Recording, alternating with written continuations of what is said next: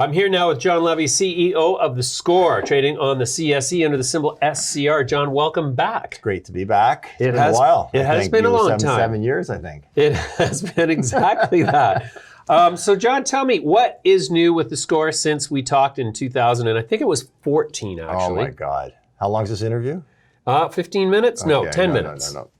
Well, what's really new is since that time, and I think, in all seriousness, I think that was when we sort of sold the TV asset to Rogers, and we were able to become 100% mobile operating business, right? Okay. And that's when the app really started to fly and got serious. And part of the reason we ended up having the confidence of selling the TV asset was the fact that our app was getting sort of a broad base of interest. We knew we'd kick butt in Canada. We were the cool young sports network, right? But we were getting downloads 6, 8, 10 to 1 coming out of the States. So we really knew we were onto something. And that sort of more authentic approach to sports that we had in the TV network was carrying through into our digital life.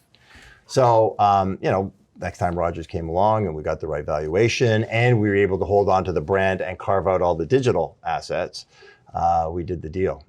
So what happened in the interim? We continued to grow the digital asset, became the second most popular sports app in North America behind ESPN. Continued to grow, humongous engagement coming from both, all over. What does your engagement look like now? Oh my gosh. So we've got 4 to 5 million average monthly users on the app. About 65% come from the States. People hit our app 100, 120, 130 times a month, which is enormous compared to other apps. We know where they are. You tell us what teams you're favoring, what leagues you're favoring, what players you're favoring. We can see by your behavior who you are, what you're doing. And besides that, we've always known that with that open and authentic approach to sports, even on the TV network, that betting on sports was an integral part of why people loved, apropos to what we want to talk about today, why people love sports. But It's only one aspect of why people love sports. You and I will go to a game, we'll go to a bar, we'll drink, we'll bet with one another. Some people bet offshore, some people bet with the old stove bookies. But betting, was really just one part of why people are passionate about sports, right? And that's how we treated it, even on the TV network. As you recall, we had the ticker with the odds on it. We were the only ones there. Exactly. Our guys on air didn't wear shirts and ties. They were like guys you go to the bar with. If a 14-point spread went over on a field goal that was meaningless to the game, our guys are pulling their frickin' hair out because they probably lost a $50 bet as compared to ESPN and TSN and Sports Network. Oh, that was interesting. Right. So gaming's always been a part of what we do. Yeah. Well, this is actually why I'm intrigued to talk to you again. Actually, why I decided to get the guys to reach out to you, because I was like, this is happening. Esports is happening. Right. Online betting is no longer the step off an airplane and get thrown in jail by the FBI proposition it used to be for operators of gambling sites. It's now legal. Correct. And so I thought that this must be a fundamental game changer for TheScore, who, by all accounts, is the one who's been there since the beginning, and for whom I would think that the benefit of this relaxed regulatory environment has got to accrue. So how are you monetizing that? So absolutely, it is a huge game changer for us. And over the years, recognizing the fact that a high percentage of everybody who loved the TV network and who loves our app bets on sports, right? And so we always stayed clean. We never wanted to sort of do that offshore thing or capitalize on the fact that we knew we had that engaged audience. We always hoped and prayed at some point in time that it would become legitimate and legalized in the US and in Canada. And we should talk about Canada a little bit too, because I think the winds are changing, and within a year, I think it's all going to unfold here positively. So that's a big, huge plus. So we basically stayed true to our mantra, and PASPA gets repealed. And then we sit around thinking, okay, it's here. Now, how are we gonna utilize this? We've wanted this for so long. So question number one was, do we just take the stupid money that everybody's going to throw at us to advertise on our network? We know we have the most engaged audience. We know we have huge engagement in the US. We've seen the stupid behavior of some of the people in the DFS world before, where they just try to buy customers at $400, $500, $600 a user. Unsustainable business model in our view. But from a network standpoint or from an app standpoint, we took a lot of money in the poker days and even in the early DFS I happen to know that it's now $1,000 per user for an active gambler. So So one of the things we had to decide is, do we want to do that or do we want to go all in? And we honestly sat around and said, you know what, for the short-term gain that we would get in terms of revenues, and our app business is now just about breaking even, and it is breaking even basically. We're now investing in the new business, but it was another one of these deja vu all over again with like the TV network, lose, make money, boom, got sold, and the app was basically on that same sort of path. Sure. But we decided no. We said, look, it was not fulfilling just to take that short-term win. Plus, if you look at the size of the market, if you look at our user base, if you look at the different way we approach this whole thing, we really have a unique opportunity to take not just a secondary position, but to be the leader in the sports gaming business in North America. And that's what our goal is to become.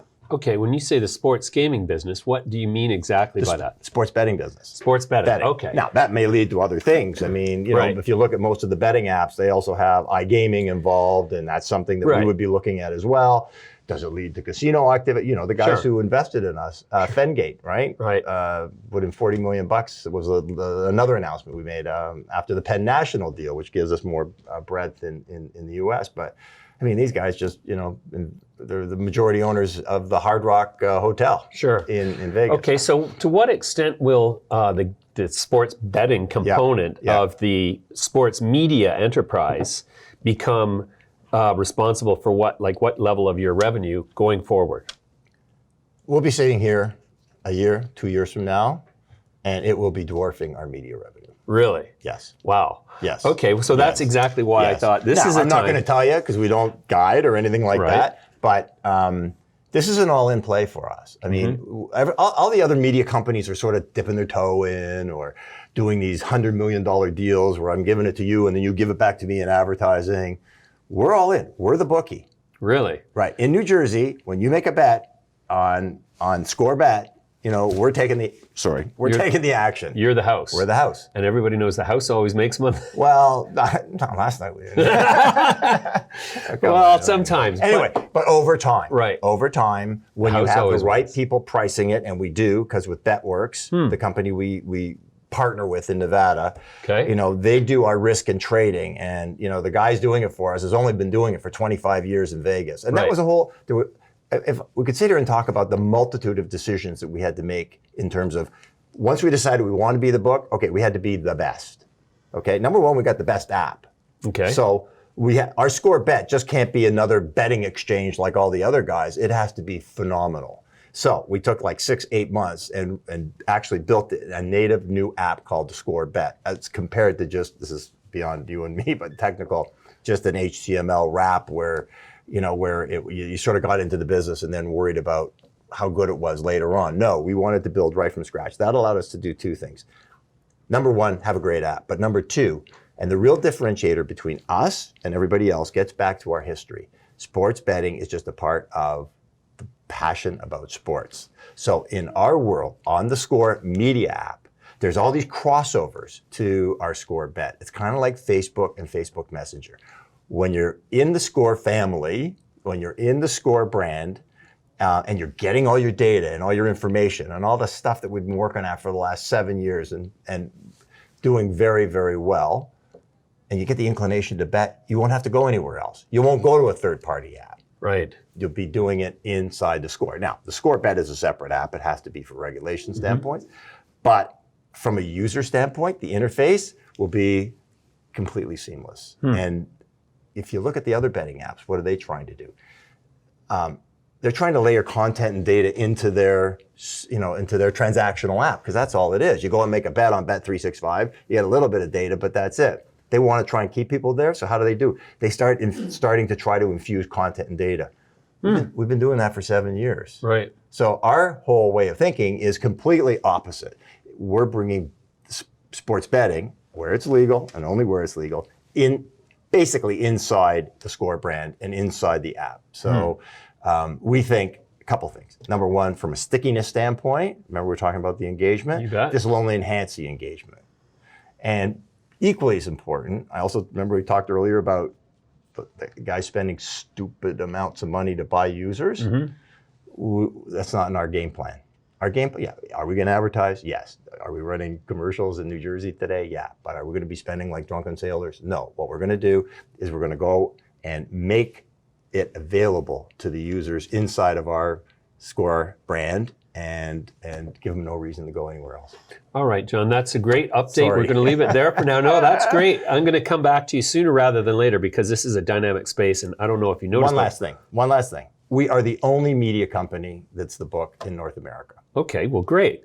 We just launched an esports and betting portal on our site because we're not looking to cover esports and betting. The space is full with too much competition. Right. But we're looking to cover the companies that are in that space from the standpoint of investors. So we will be talking. We should come back because I'm sitting here gushing about our betting business, and I could also be gushing about our esports business. Right. Over the course of the last year, it's blowing up in a positive way. Okay, great. Well, I'm going to talk to you more about that later. But thank you for very now, much. thanks for joining me. My pleasure.